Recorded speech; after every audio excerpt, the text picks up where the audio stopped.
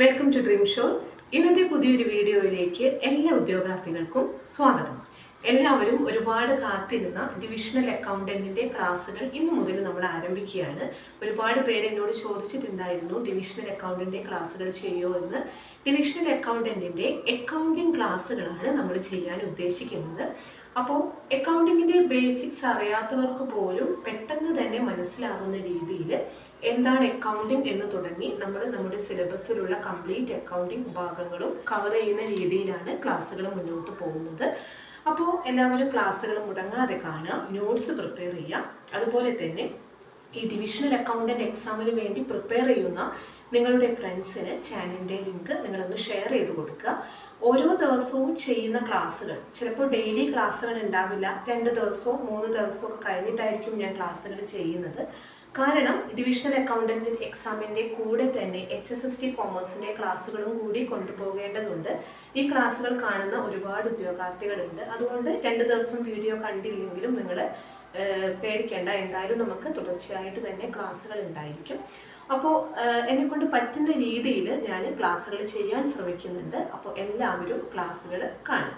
ഇന്നത്തെ ക്ലാസ്സിലേക്ക് നമുക്ക് പോകാം. അതിനു മുൻപായിട്ട് ഈ ഒരു ചാനൽ ആദ്യമായിട്ട് കാണുന്നവരാണ് നിങ്ങളെങ്കിൽ ചാനൽ സബ്സ്ക്രൈബ് ചെയ്യാൻ മറക്കരുത്. അതുപോലെ വീഡിയോസ് എല്ലാം നിങ്ങൾക്ക് ഇഷ്ടപ്പെടുന്നുണ്ടെങ്കിൽ ക്ലാസ്സുകൾ ലൈക്ക് ചെയ്യാനും അതുപോലെ തന്നെ ഷെയർ ചെയ്യാനും മറക്കരുത്. ഇതുവരെ നിങ്ങൾ തന്നിട്ടുള്ള എല്ലാ സപ്പോർട്ടിനും ഒരുപാട് നന്ദിയുണ്ട്.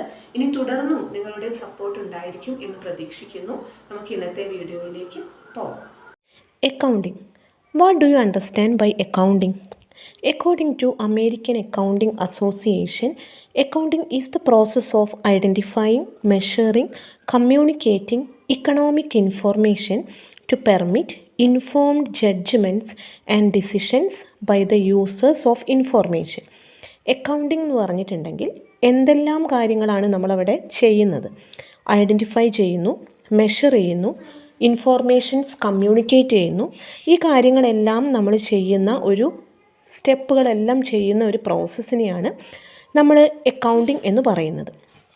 Accounting is an art of recording, classifying, summarising the financial informations നമ്മൾ സമ്മറൈസ് ചെയ്യും, ആനലൈസ് ചെയ്യും എല്ലാം ചെയ്യുന്ന ഒരു പ്രോസസ്സാണ് അക്കൗണ്ടിങ്. എന്തിനു വേണ്ടിയിട്ടാണ് നമ്മൾ ഈ ഇൻഫോർമേഷൻ എല്ലാം പ്രസൻറ്റ് ചെയ്യുന്നത്? ഫോർ ഡിസിഷൻ മേക്കിംഗ് അല്ലേ? ഡിസിഷൻ മേക്കിംഗ് പർപ്പസിന് വേണ്ടിയിട്ടാണ് നമ്മൾ ഈ ഫിനാൻഷ്യൽ ഇൻഫോർമേഷൻസ് എല്ലാം റെക്കോർഡ് ചെയ്യുകയും ക്ലാസിഫൈ ചെയ്യുകയും എല്ലാം ചെയ്യുന്നത്. ഡേ ടു ഡേ നടക്കുന്ന financial transactions, purchase and sales, അങ്ങനെയുള്ള കാര്യങ്ങളെല്ലാം നമ്മൾ അക്കൗണ്ട് ചെയ്യാറുണ്ട്. എന്തിനു വേണ്ടിയിട്ടാണ്? നമുക്കറിയാൻ വേണ്ടിയിട്ടാണ്. ഒരു ദിവസം എത്ര പർച്ചേസ് നടക്കുന്നു, എത്ര സെയിൽ നടക്കുന്നു, അതിൻ്റെയൊക്കെ എമൗണ്ട് അത് കാൽക്കുലേറ്റ് ചെയ്യാൻ വേണ്ടിയെല്ലാം നമുക്ക് അക്കൗണ്ടിങ് നമ്മൾ യൂസ് ചെയ്യാറുണ്ട്. അങ്ങനെ അക്കൗണ്ടിങ് എന്ന് പറയുന്ന term it is very useful for ബിസിനസ്സിൽ നമുക്ക് ഒരുപാട് യൂസ്ഫുള്ളാണ് ഫോർ ഡിസിഷൻ മേക്കിംഗ് പർപ്പസസ്. ഈ അക്കൗണ്ടിങ് എന്ന് പറയുന്നത് തന്നെ നമുക്ക് പല ബ്രാഞ്ചസ് ആയിട്ട് തിരിച്ചിട്ടുണ്ട്. അതിൽ വരുന്നതാണ് ഫിനാൻഷ്യൽ അക്കൗണ്ടിങ് എന്ന് പറയുന്നത്. What is financial accounting? Financial accounting is mainly concerned with the preparation of financial statements and communication of accounting or business information to the various parties interested in the business. Financial accounting means we are preparing the financial statement and communicating this information to various business parties, various persons who needed this information. ആവശ്യമുള്ള ആളുകൾക്ക് നമ്മൾ ഈ informations provide ചെയ്യുകയാണ് ചെയ്യുന്നത്. പിന്നെ നിങ്ങളുടെ സിലബസിൽ വരുന്ന ഒരു പ്രധാനപ്പെട്ട ഭാഗമാണ് accounting principles. Generally accepted accounting principle, GAAP, GAAPs എന്ന് കേട്ടിട്ടുണ്ടാവും നിങ്ങൾ. അപ്പോൾ ഈ generally accepted accounting principle, this are considered as accounting principle because it is used by various parties such as investors, creditors and others. They are interested to know about the affairs of the business.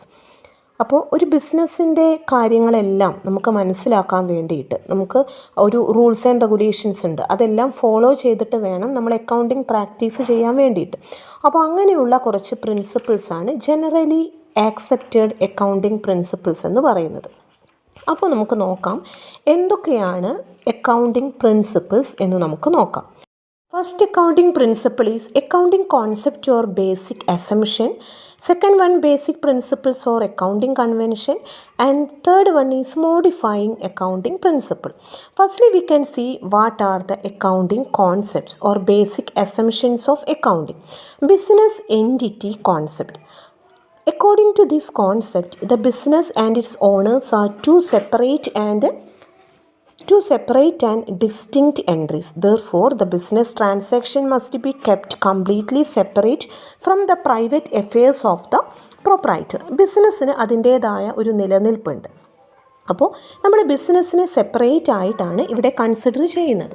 അപ്പോൾ business entity concept means we are considering business as a separate entity and we are taking all the business transaction it is considered as a separate entity.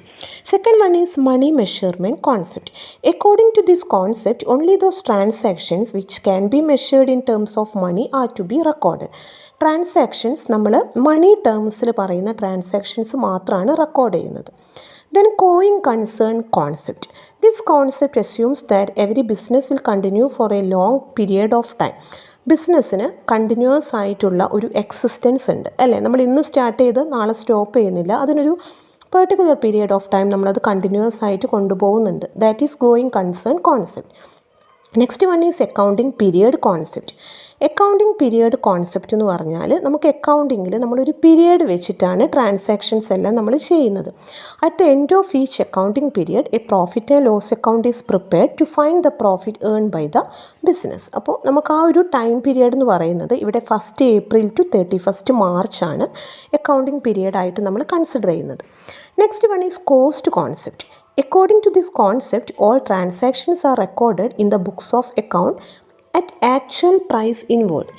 എത്ര പ്രൈസിലാണ് നമുക്ക് transactions വരുന്നത് ആ ഒരു പ്രൈസിലാണ് നമ്മളത് record ചെയ്യുന്നത് അല്ലേ. അതിനെയാണ് നമുക്ക് ആ ഒരു പ്രൈസിനെ നമുക്ക് കോസ്റ്റ് എന്ന് പറയാം. Then dual aspect concept. This is the basic concept of accounting. According to this concept, every transaction has two aspects. These two aspects are receiving of benefit and giving of that benefit. അങ്ങനെ രണ്ട് aspect എല്ലാ ട്രാൻസാക്ഷൻസിനും ഉണ്ടായിരിക്കും. Then realization concept. According to this concept, revenue is recognized when a sale is made or a service is rendered to the customer. ഒരു transaction നടന്നു എന്ന് പറഞ്ഞു കഴിഞ്ഞാൽ നമുക്ക് റവന്യൂ കിട്ടുന്നത് എങ്ങനെയാണ്? ഒരു സെയിൽ കണ്ടക്ട് ചെയ്ത് കഴിഞ്ഞാലാണ് നമുക്കവിടെ റവന്യൂ കിട്ടുന്നത്. This means that revenue realisation does not necessarily mean that revenue must be realised in cash. Matching concept. Matching concept is based on the accounting period concept. According to this matching concept, cost or expenses of a business of a particular period are matched or compared with the revenue of that period in order to ascertain the net profit or net loss. അപ്പോൾ നമുക്ക് arise ചെയ്യുന്ന കോസ്റ്റും അതുപോലെ തന്നെ റവന്യൂവും തമ്മിൽ നമ്മൾ compare ചെയ്യും. നമുക്ക് റവന്യൂ ആണ് കൂടുതൽ വരുന്നത് കോസ്റ്റിനേക്കാളും. അങ്ങനെയാണെങ്കിൽ നമുക്കവിടെ പ്രോഫിറ്റ് വന്നു എന്ന് പറയാം. നമുക്കവിടെ നമ്മൾ നല്ല രീതിയിലാണ് കൊണ്ടുപോകുന്നത്. കോസ്റ്റാണ് കൂടുതൽ വന്നു കഴിഞ്ഞാൽ നമുക്ക് നഷ്ടമാണ് അല്ലേ. Then accrual concept. The word accrue means to fall due.